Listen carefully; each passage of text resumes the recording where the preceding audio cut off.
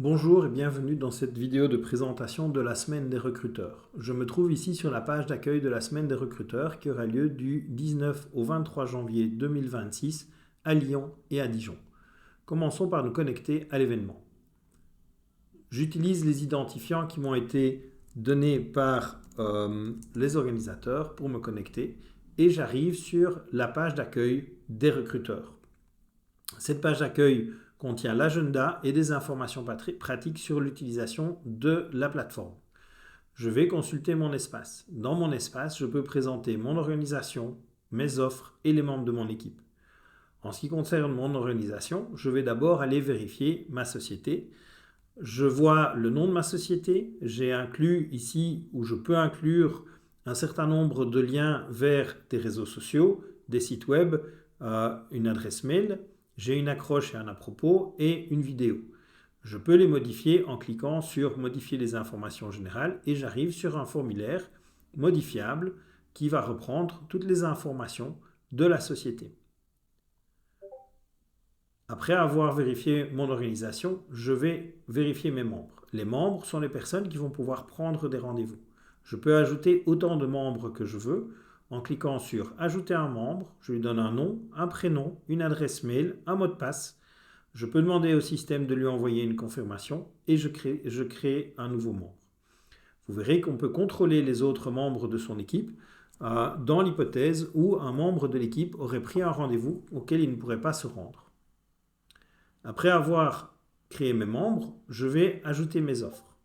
Lorsque je mets une offre sur la plateforme, le système va automatiquement lire le document attaché, créer une description et un résumé et va commencer à compléter un petit profil digital. Ce profil digital se compose d'un niveau de formation, d'une expérience, d'un métier souhaité, d'un secteur d'expérience, de compétences personnelles, linguistiques et techniques, d'un type de contrat, d'une mobilité géographique, d'un horaire de travail et éventuellement d'un permis de conduire. Je peux modifier ce profil digital en cliquant sur modifier et en passant dans les différents écrans qui me donnent accès au profil digital de l'offre que j'ai posée. En mettant ce profil digital, je vois que j'ai un certain nombre de candidats qui matchent mon offre. Je vais revenir sur cet aspect dans un instant. Je vais ensuite aller consulter les candidats sur la plateforme. Il y a actuellement 4283 candidats trouvés.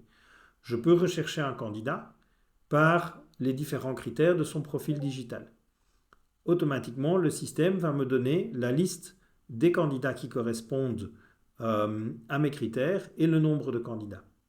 Je peux aussi tout simplement aller rechercher mon offre et le système va automatiquement aller rechercher toutes les caractéristiques que j'ai indiquées pour mon offre et me donner la liste des 26 candidats qui correspondent à mon offre avec un pourcentage de matching décroissant.